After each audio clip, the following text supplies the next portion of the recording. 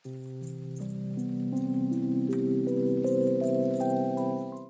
Everyone, welcome to the channel mystic tarot. ये mid month की reading है। चूँकि इस दफ़ा मंथलीज नहीं रिकॉर्ड की मैंने, तो अभी देखते हैं कि मिड मंथ में 15 मई से लेके 31 मई तक एक्वेरियस सन मून और असेंडेंट लोगों के लिए क्या सिचुएशन है, कौन सी एनर्जीज़ हैं जो कि स्ट्रांगली सामने आ रही हैं, वही रीड करूँगी मैं। कोई इसके अंदर प्रीसेट इंटेंशन नहीं है कि ये करियर की रीडिंग है या ये लव रीडिंग है, रिलेशनशिप के लिए, ऐसा कुछ भी नहीं है। जो स्ट्रॉन्ग एनर्जी कलेक्टिवली सामने आ रही होगी मैं उसी को पिकअप करूँगी। आई होप कि रीडिंग आपसे रेजोनेट करे। तो देखते हैं कि क्या मामलात हैं एक्वेरियस सन मून और असेंडेंट लोगों के लिए।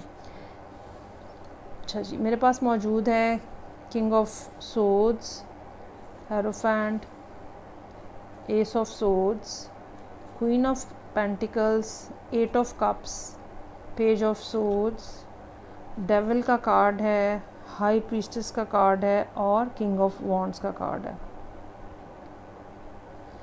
बॉटम ऑफ द डेक मेरे पास मौजूद है 6 ऑफ पेंटिकल्स। ओके जी, पहले एक तो एक्वेरियस की अपनी एनर्जी है जो कि यहाँ पे किंग ऑफ सोर्ड्स के साथ रिप्रेजेंट हो रही है।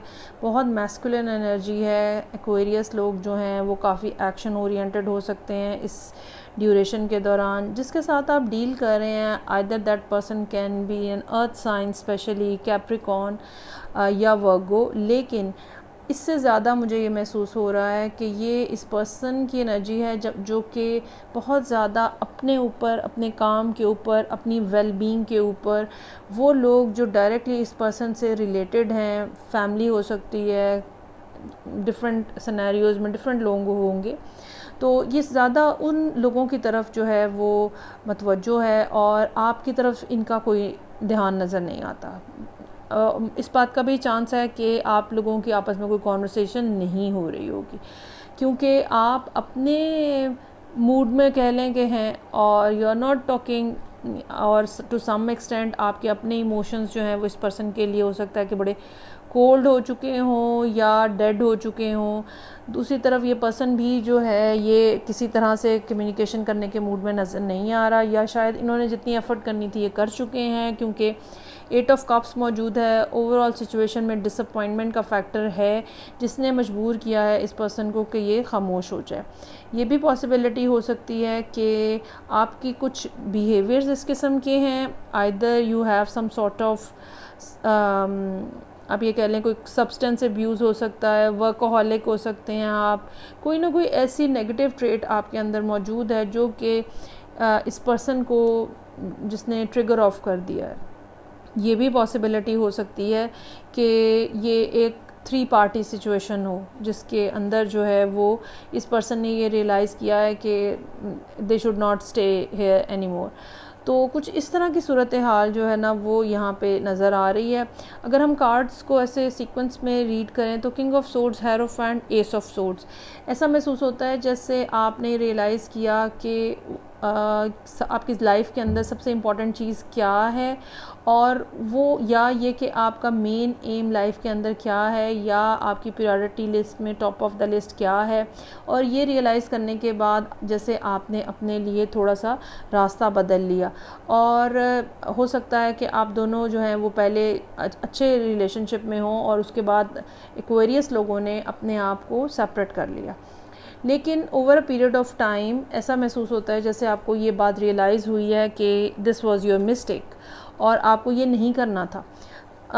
On the other hand person ने ऐसा महसूस होता है जैसे बहुत देर वेट करने के बाद या काफ़ी सारी एफ़र्ट्स करने के बाद जब देखा कि भाई यहाँ पे तो कोई नहीं है सिलसिला, तो वो सब कुछ छोड़ छाड़ के, एक तो सेल्फ़ लव जिसको हम कहते हैं, सेल्फ़ केयर, या अपना कारोबार है, उनका अपना बिज़नेस है, जॉब है, करियर है, कोई भी चीज़ जो कि उनकी ज़ाती इंडिविजुअल के पॉइंट ऑफ व्यू से उनकी है, उसके ऊपर वो फोकस नज़र आ रहा है और आपकी तरफ से काफ़ी हद तक डिसअपॉइंटेड हो गए हैं। दो के ऐसा महसूस होता है कि वो भी कहीं ना कहीं आपको देख रहे हैं, मे बी ऑनलाइन, कि आप क्या कर रहे हैं।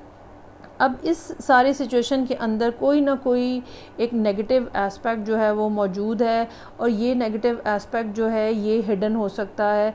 इवन ये कार्ड्स की पोजीशन अगर हम देखें तो ऐसा भी हो सकता है कि किसी ने कुछ नेगेटिव इन्फ्लुएंस जो है ना वो किया हुआ है, जादू वादू वाली कहानी भी हो सकती है यहाँ पे, या फिर कुछ ना कुछ ऐसी बात, कुछ ना कुछ ऐसा फैक्ट है जो कि अभी तक सामने नहीं आ सका और अभी तक वो छुपा हुआ है, और मे बी अब ये पर्सन जो है ना उसको रिवील करने की कोशिश करे।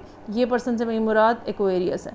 तो एक्वेरियस का कोई सीक्रेट हो सकता है, ठीक है।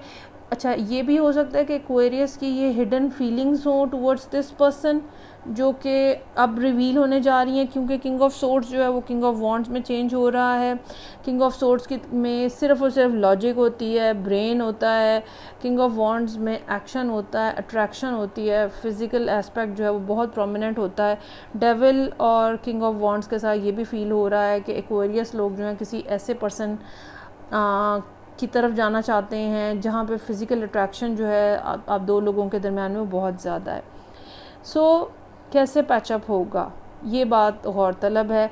आपको लगता है कि सिचुएशन में इतनी अभी भी पॉसिबिलिटी है, या अभी भी आपके अंदर इतनी एबिलिटी है कि आप दोबारा से अपने आप को इस रिलेशनशिप में एनरोल करा सकते हैं।